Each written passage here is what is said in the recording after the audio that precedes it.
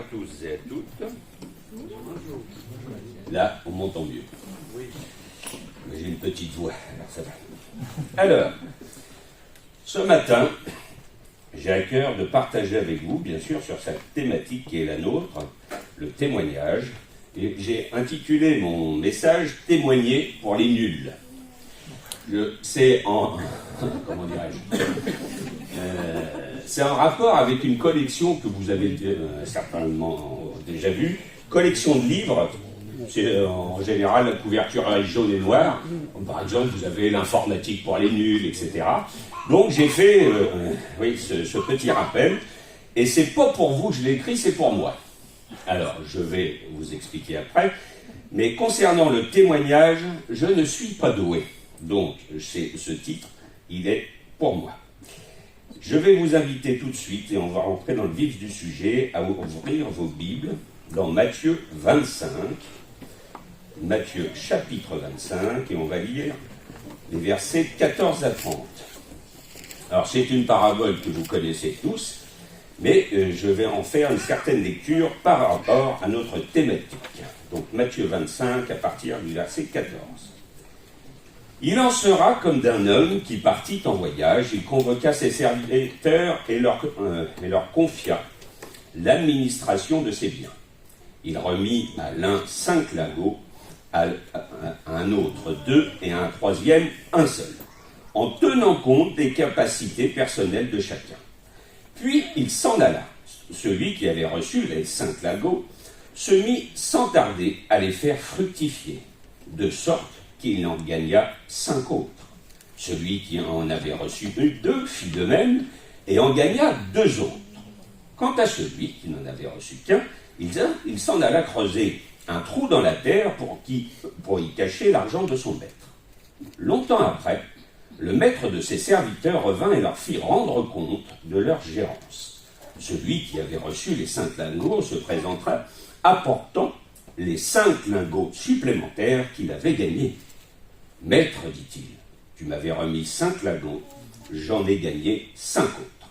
Les voici. »« Très bien, lui dit son maître, tu es un bon serviteur en qui l'on peut avoir confiance. Tu t'es montré fidèle en peu de choses, c'est pourquoi je t'en confierai 2 plus grandes. Viens partager la joie de ton maître. » Celui qui avait reçu les 2 lingots se présentera aussi et dit « Maître, tu m'avais remis 2 lingots, j'en ai gagné 2 autres, les voici. »« Très bien, lui dit son maître, tu es un bon serviteur en qui on peut avoir confiance et tu t'es montré fidèle en peu de choses, c'est pourquoi je t'en confierai de plus important. Viens partager la joie de ton maître. » Enfin, celui qui n'avait reçu qu'un lingot vint à son tour et dit « Maître, je savais que tu es un homme dur. Tu moissonnes là où tu n'as rien semé, tu récoltes où tu n'as pas répandu de semences. Alors j'ai pris peur et je suis allé cacher ton argent dans la terre. Voilà, prends ce qui t'appartient. » Mais son maître lui répondit « Vaurien, feignant, tu savais que je moissonne là où je n'ai rien semé et que je récolte là où je n'ai pas répandu de semences. Eh bien, tu aurais dû placer mon argent chez les banquiers et à mon retour, j'aurais récupéré le capital et les intérêts. Qu'on lui retire donc le lingot et qu'on le donne à celui qui en a déjà 10. Car à celui qui a, on donnera encore, et il sera dans l'abondance. Mais à celui qui n'a pas, on notera même ce qu'il a. Quant à ce vaurien, jetez-le dans les ténèbres du dehors, où il y aura des pleurs et d'amers regrets. Ce n'est pas, et de loin, la parabole que je préfère, et à dire vrai, elle m'agace, cette parabole.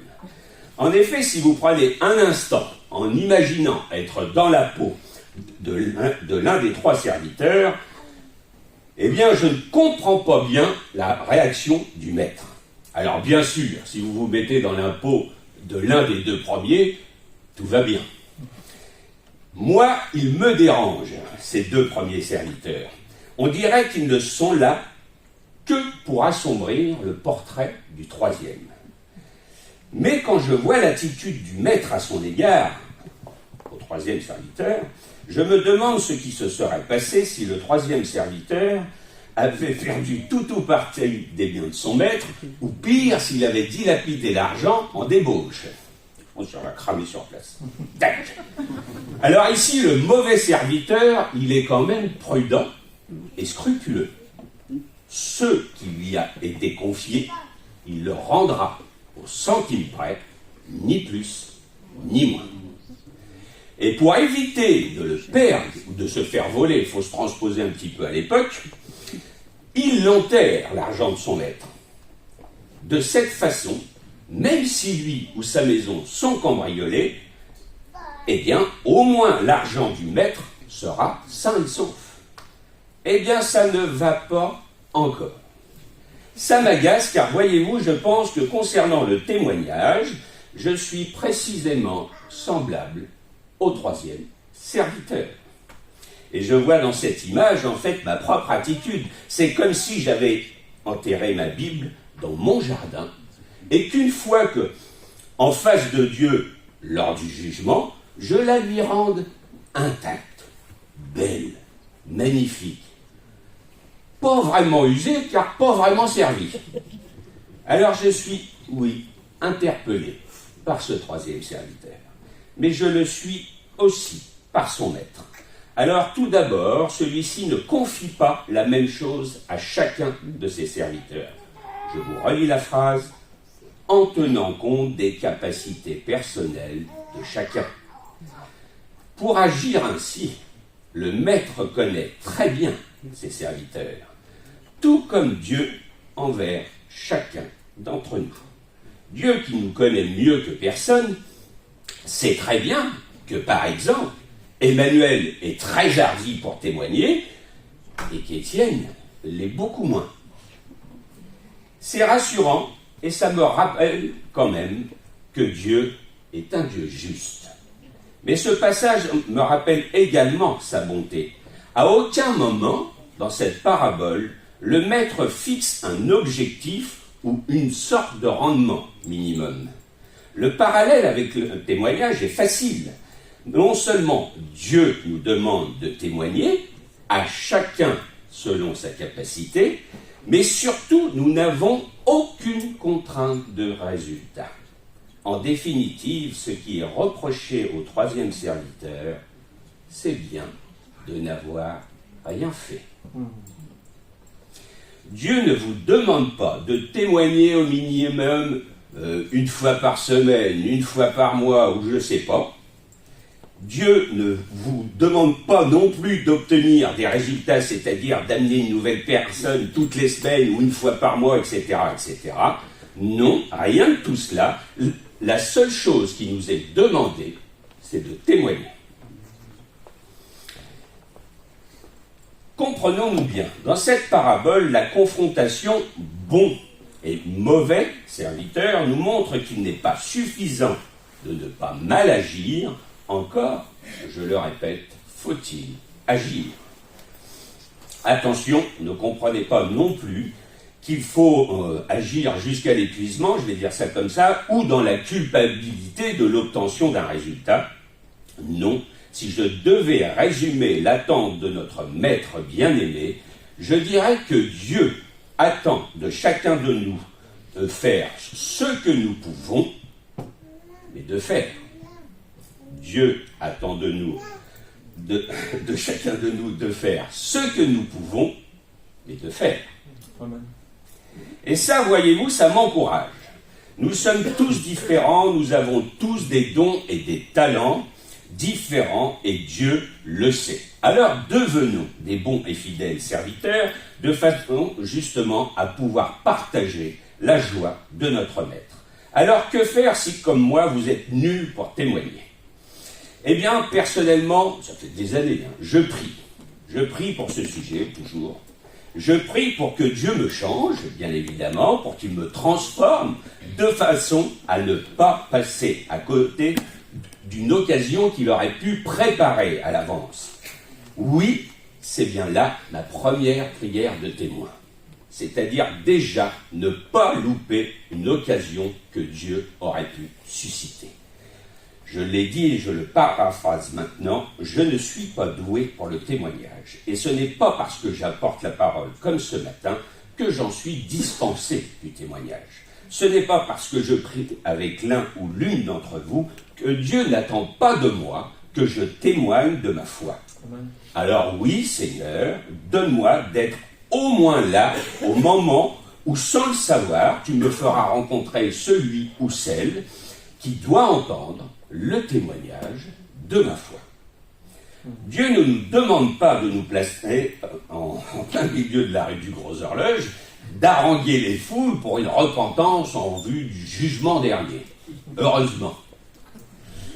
Mais vous pouvez commencer par demander à Dieu pour en effet ne pas louper une occasion qu'il aurait pu susciter. Voilà pour moi un bon début. Si maintenant vous vous sentez d'attaque pour vous lancer directement dans une campagne d'évangélisation, joignez-vous aux frères et sœurs qui participent activement à ce type d'activité, mais dans tous les cas, priez, car vous ne savez pas ce qui peut vous attendre. Un chrétien bien préparé en vaut deux. La deuxième prière que je fais s'appuie sur un verset de la Bible. Ne cherchez pas, je vais vous le lire, que vous connaissez, c'est dans Actes chapitre 4, verset 29. « Donne à tes serviteurs la force d'annoncer ta parole avec une pleine assurance. » C'est bien là ma deuxième prière. Je tiens à rappeler quand même le contexte. Il s'agit en fait d'une parole qui est d'une prière. Et au départ, il y a les deux disciples, Pierre et Jean, qui sont arrêtés et emprisonnés après avoir guéri miraculeusement un paralytique de plus de 40 ans. Cette guérison a fait grand bruit dans Jérusalem et c'est bien pour cette raison qu'ils vont comparaître devant les chefs des Juifs. Oui, c'est ça. Mais si vous relisez ce passage en entier, vous verrez que Pierre et Jean se servent en fait de toutes les étapes de cette guérison pour témoigner. Que ce soit déjà dans le temple vis-à-vis de la foule, parce qu'il y a le paralytique qui saute littéralement de joie dans le temple, etc. Donc ça fait un peu de raffut. Et là, ils en profitent pour témoigner à la foule, que ce soit devant le conseil des Juifs, ou encore dans les jours qui suivent cet événement, ils témoignent chaque fois que ce sera possible. Et le verset que je vous ai cité est précisément extrait de la prière qu'ils adressent à Dieu une fois de retour avec leurs amis à Jérusalem. Les apôtres savaient très bien que parmi leurs frères et sœurs, certains avaient du mal à témoigner. Tout comme nous, peut-être aujourd'hui, enfin tout comme moi, le problème n'est pas lié à une époque ou à un contexte de vie, mais cela dépend bien de nous et de notre volonté d'obéissance à Dieu. Que vous ayez besoin de temps ou d'être équipé, entre guillemets, souvenez-vous que Dieu ne vous fixe pas d'objectif, mais il attend simplement que vous soyez disponible et prêt. Alors que ce matin, vous puissiez vous aussi faire vôtre cette magnifique prière des apôtres. Si, comme moi, vous n'êtes pas très doué pour les témoignages, eh bien, remettez-lui votre insuffisance entre ses mains et soyez assurés que Dieu vous répondra, car c'est bien une prière qu'il agrée et qu'il prend plaisir à exaucer. Souvenez-vous, Dieu est juste et bon, y compris dans notre devoir de témoignage. Alors, je ne peux pas répondre pour personne ce matin, mais croyez que la part de témoignage qu'il vous a confiée correspond bien à ce qui est possible pour vous, et que précisément, c'est bien à partir de cette part qui est la vôtre qu'il s'attend à ce que vous agissiez. Merci Seigneur. Je souhaiterais maintenant m'attarder avec vous sur l'équipement nécessaire aux témoins. Oui, je pense sincèrement qu'il y a un minimum requis. Déjà, comment nourrir les autres si vous-même, vous n'êtes pas rassasié? Comment abreuver les autres si vous-même, vous avez soif? Ingrid et moi avons participé samedi dernier au Congrès national des AFP, et le sujet partagé dans l'introduction de cette journée était précisément sur le ressourcement nécessaire avant toute chose. Et je vais relire avec vous, si vous voulez, vous pouvez le suivre dans votre Bible, c'est Luc chapitre 10, et je vais lire les versets 38 à 42. Comme Jésus était en chemin avec ses disciples, il entra dans un village et une femme nommée Marthe le reçut dans sa maison. Elle avait une sœur nommée Marie qui, s'étant assise aux pieds du Seigneur, écoutait sa parole. Marthe, occupée à divers soins domestiques, survint et dit « Seigneur, cela ne te fait-il rien que ma sœur me laisse seule pour servir? Dis-lui donc de m'aider. » Le Seigneur lui répondit « Marthe, Marthe, tu t'inquiètes et tu t'agites pour beaucoup de choses. Une seule chose est nécessaire. Marie a choisi la bonne part qui ne lui sera point ôtée. » C'est aussi un passage qui m'interpelle, et c'est bien l'attitude de Marie. Elle voit sa sœur s'affairer et elle ne bouge pas. Et là encore, Jésus, le maître, eh bien, il est du côté de Marie. Et moi, je me reconnais plutôt du côté de Marthe. Mais je reconnais également que j'aurais bien besoin, moi aussi, de me poser aux pieds de Jésus, de me laisser l'écouter, le laisser m'enseigner, le laisser m'équiper. De ceci, nous en avons tous besoin. Mais je dois reconnaître que dans chaque part de ceux qui nous entourent, il y a bien une part de nous-mêmes. Comprenez-moi bien. Dans Marie, en fait, il y a une part de Marthe. Et dans Marthe, il y a aussi une part de Marie. Elles sont sœurs. Alors choisissons la bonne part. Et ce matin, notre Seigneur Jésus-Christ nous demande de nous mettre ou de nous remettre à ses pieds, non pas pour s'humilier ou pleurer, mais bien pour se ressourcer.